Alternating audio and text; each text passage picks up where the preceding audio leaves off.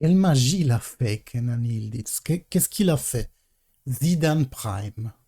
Buonasera, bianconeri. Alors, 4-1 contre le Empoli.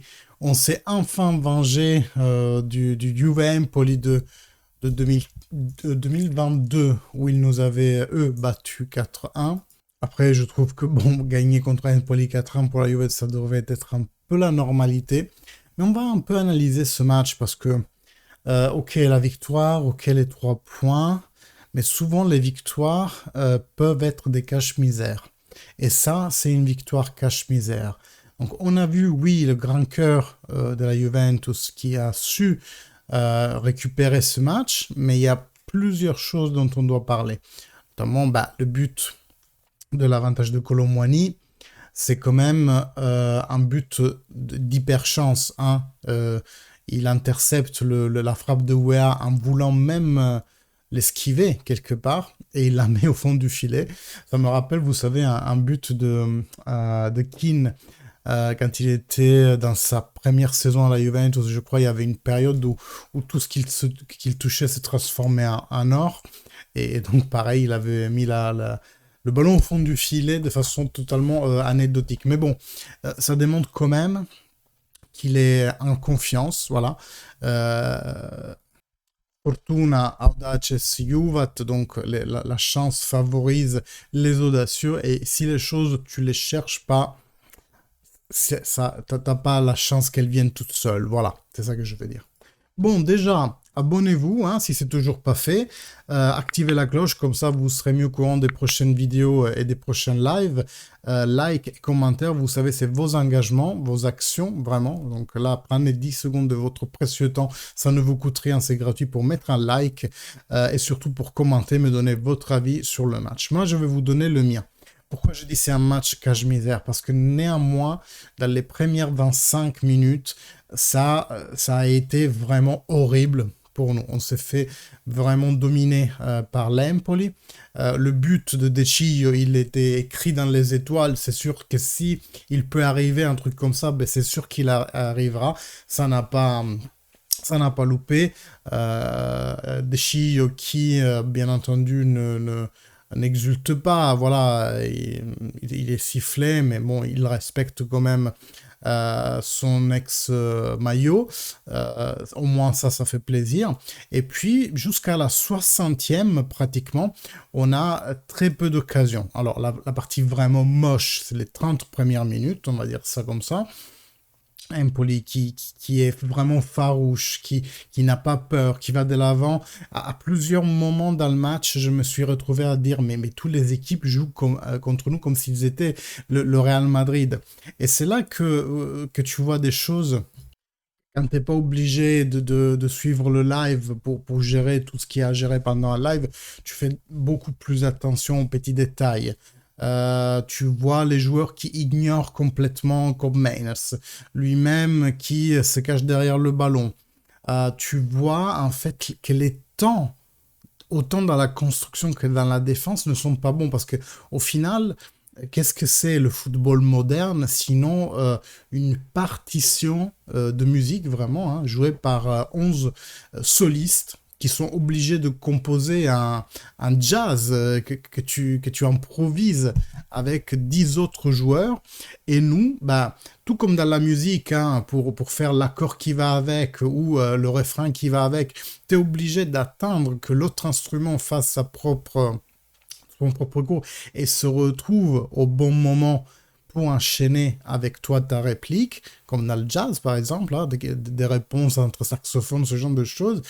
Et bien dans le foot aussi, pour que ta passe arrive à destination, il faut que tu attends que l'autre fasse le mouvement dans la profondeur, ou alors temporiser cette demi-seconde en plus avec le ballon, le temps que l'autre se défasse de son marquage. Donc il y a plein de choses comme ça, et à la Juve, tu as simplement l'impression que ces joueurs viennent de se retrouver, qu'ils ne se connaissaient pas, qu'ils n'ont pas suivi des cours de musique ensemble presque, tu vois. Et tout est totalement laissé au hasard. On n'arrive jamais avec le bon tempo sur le ballon pour le récupérer. Les autres enchaînent des belles combinaisons de 4-5 passes en se la passant en talon. Vous avez vu combien de fois les joueurs de l'Empoli, un talon ici, un voile par là, arrivaient à bien se coordonner entre eux pour que l'action aboutisse. Eh bien, nous, c'est totalement l'inverse, en fait. C'est une cacophonie en ce moment, et ça l'a été surtout dans les premières 30 minutes, pendant toute peut-être la première mi-temps, peut-être même jusqu'au but, le premier but de Kolo Muani, qui lui gagne en contraste. Franchement, il a démontré là la physicité. Je me suis dit, est-ce que Vlahovic aurait gagné ce contraste, vous voyez? On en est là. Et puis, vraiment, avec l'envie, va la mettre au fond du filet. Aujourd'hui, les gars, c'est YOLO Muani. C'est YOLO Muani. You only live once. C'est vraiment YOLO, quoi. Il nous fait 2 buts, le deuxième totalement anecdotique, hein, je le répète, et il nous sort de la panade. Parce que c'est à ce moment-là que la Juve reprend un minimum de confiance. Et il est possible de se projeter sur autre chose de celle-ci aussi on va la perdre, celle-ci aussi on va égaliser. Vraiment, c'est à ce moment-là. Après, c'est pas pour autant que c'est fini, hein, parce que l'Empoli, avant le carton rouge, très mérité par ailleurs, il aurait dû le prendre avant, je ne sais plus comment il s'appelle, l'Empoli continue quand même à se faire voir. Et c'est à cette scène que je pensais. Il y a une action où ils sont sur la droite, ils font 2 talonnades de suite qui amènent le joueur au tir, une très belle frappe d'ailleurs. Et si Renato Vega n'y met pas la patte là, Kob Meiners n'est pas sorti sur le tireur, c'est Renato Vega qui est sorti. J'ouvre et je ferme la parenthèse, toujours pour vous dire à quel point on joue à 10 avec Kob Meiners dans le terrain. Bref, je parle toujours mal de lui, mais c'est factuel, quoi. Il sert à rien. Il sert à rien. À part aujourd'hui, une belle conclusion qu'il a fait. Mais bon, même je trouve qu'il était trop loin pour tenter la frappe. Bref. Mais à quel point l'Empoli, même qui est en train de perdre, on était encore sous le 2-1, je crois, et je crois qu'ils n'étaient pas encore à 10, mais parce que s'ils étaient à 10, c'est encore plus grave qu'ils arrivent avec autant de facilité à la frappe. Mais tout ça pour vous dire que le 2-1, ça nous met pas à l'abri. Tout de suite après le but de Kolo Muani, il y a une scène que j'ai remarqué, encore une fois, hein, quand on suit pas en live, on peut se rendre compte de ces petits détails qu'on peut rater. Je vois Vlahovic et Thiago Motta discuter rapidement entre eux, et je me dis dans ma tête, peut-être qu'il avait prévu de le mettre avec Kolo Muani, donc il y allait avec 2 pointes, justement, pour gagner le match, chose qu'on lui avait reproché il y a quelques matchs de ne pas les avoir utilisés, contre Napoli, je crois, de ne pas les avoir mis les deux ensemble parce qu'il fallait risquer le all-in, quoi, mettre tout sur la table. Vas-y, ok, j'y vais avec 2 pointes, je me débalance beaucoup en avant. Si je prends le 3-1, c'est pas grave, mais au moins je tente de gagner le match ou au moment d'égaliser. Donc aujourd'hui, il était en train de le faire. Et moi, ce que je me suis dit, tiens, là, on va voir si Thiago Motta croit vraiment en Vlahovic. Parce que si, nonobstant le fait qu'on vient de marquer, donc ça y est, on est passé à l'avantage, si il enlève Kolo Muani et il met Vlahovic, ça veut dire qu'il croit dans les deux. Donc qu'il peut garder les deux et que de toute façon, l'un est un peu le remplaçant de l'autre et le meilleur jeu, quelque part. Mais là, il les met ensemble. Donc sûrement qu'il peut prévoir aussi une certaine situation comme après ça s'est réalisé, où Kolo Muani passe sur une bande latérale et que Dusan Vlahovic fait le central. Bon, j'avoue, si à ce moment-là, il aurait changé d'avis et qu'il n'aurait pas du tout faire entrer Dusan Vlahovic ou faire entrer plus tard, je vous aurais dit, il ne croit pas plus du tout en Dusan Vlahovic, c'est fermé, la porte est fermée. Il va partir dans ce mercato. Là, il me semble difficile, hein, parce qu'il manque quelques heures à la fermeture de mercato. Rien ne va se faire, ne vous inquiétez pas sur ce côté-là. D'ailleurs, hein, pendant que je parle, Kelly est en train ce soir même de faire les visites médicales et Fagioli est toujours sur le départ. On verra qu'est-ce que ça donne. Pour clôturer l'analyse de ce match, palmarès, Locatelli, toujours important. Changement de camp, long lancé. Vous savez, je vous dis souvent quand on est en match, dans ces longs lancés, il lui manque toujours ce 5% de plus de profondeur parce que toutes ces passes longues sont 5% trop courtes. Peu importe la longueur, c'est pour ça que je vous parle de pourcentage, je ne vous parle pas de mètres, je vous dis 5% plus long dans toutes les passes. Je trouve que ça va un peu mieux. Peut-être que ils ont aussi remarqué que ces passes sont trop courtes et ils ont travaillé sur ça. En tout cas, interdiction, construction, toujours très important, toujours il y met le cœur. Ces tacles deviennent vraiment quelque chose d'important. Autre palmarès, Kenan Yıldız, je l'ai dit au début, quand un joueur te sort une chose comme ça, dans une Juventus qui de toute façon sans lui serait plate comme l'eau de roche la plus pure que vous pouvez trouver. Mais bon, plate, il n'y a rien.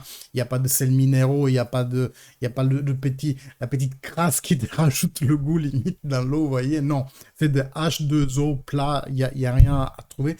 Bah, il te sort des dingueries comme ça et derrière, il y a un but qui arrive.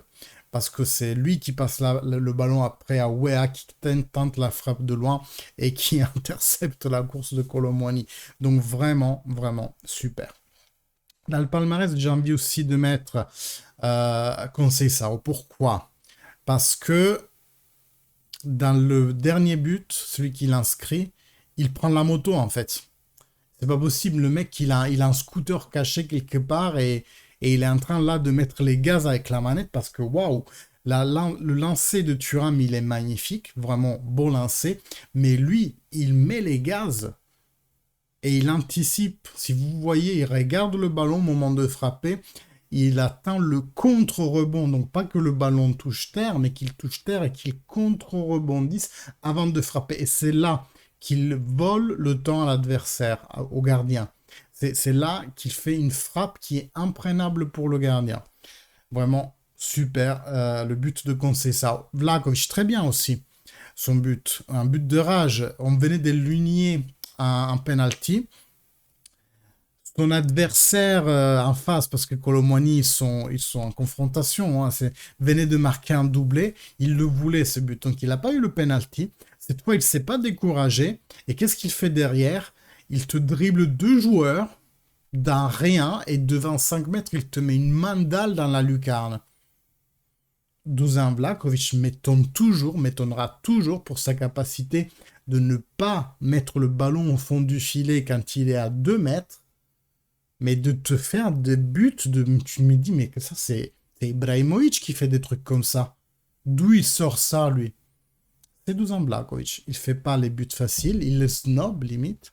Il te met des très buts comme ça. Donc, très bien. Franchement, 3-1, 4-1, les buts sont très bien tous les deux. Ils viennent quand l'Empoli avait déjà lâché. Parce que l'Empoli a chuté physiquement aux alentours de la 70e. Après, ils ont pris le carton rouge. Laisse tomber. Il y avait presque plus d'histoire. Les deux derniers buts sont pratiquement des cadeaux. Donc, je suis pas là pour vous dire...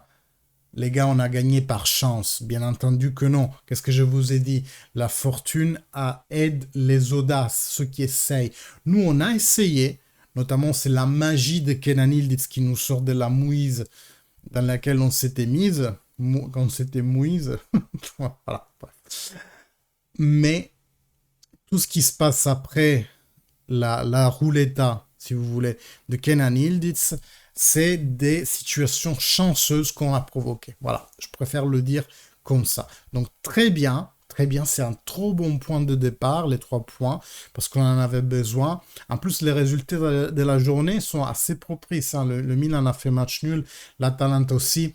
Demain soir, le Cagliari espérons qu'ils battent la Lazio. Ça nous assurerait la 4e place mathématique en attendant que la Fiorentina récupère son match contre l'Inter. Vous vous souvenez, il y avait le joueur, comment il s'appelle là? J'ai un trou de mémoire qui avait eu un arrêt cardiaque qui nous a interrompu le match. Ça arrive toujours à la Fiorentina, ce genre de choses comme ça. Et vous vous souvenez, Davide Astori qui avait perdu la vie dans un match pareil quoi, avec la Fiorentina. Bref, donc en attendant cette récupération, et sûrement que la Fiorentina, c'est pas un match facile l'Inter, mais si demain la Lazio au moins égalise, je dis pas perd, mais au moins égalise, là, le destin est dans nos mains. Parce qu'on sera mathématiquement quatrième, arithmétiquement quatrième, à nous de garder le pas, de battre la Lazio et la Fiorentina dans les confrontations directes dans lesquelles on sera contre eux, pour solidifier notre 4e place qui reste l'objectif vital pour cette Juventus. J'ai beaucoup parlé aujourd'hui. Vous voyez combien de choses je peux vous dire quand je regarde les matchs vraiment attentivement. J'espère que l'analyse vous a plu. Dites-moi, vous, ce que vous en pensez. Réagissez soit sur une de mes affirmations ou un peu sur la globalité. N'hésitez jamais à réagir, à interagir avec la vidéo parce que ce sont vos interactions qui font grandir la chaîne. Abonnez-vous, activez la cloche. Nous, on se voit demain. Clôture de Mercato, on pourrait faire un petit bilan, pourquoi pas. Et puis, est-ce qu'il y a un match? Attends, je regarde vite fait. Non, pas de match au milieu de cette semaine, mais on se verra vendredi, Juventus Como, 20h45. Soyez là, moi je serai là. Bon week-end et bonne semaine, enfin avec 3 points dans la poche, mais Juventini, et fino alla fine, forza Juve. Ciao.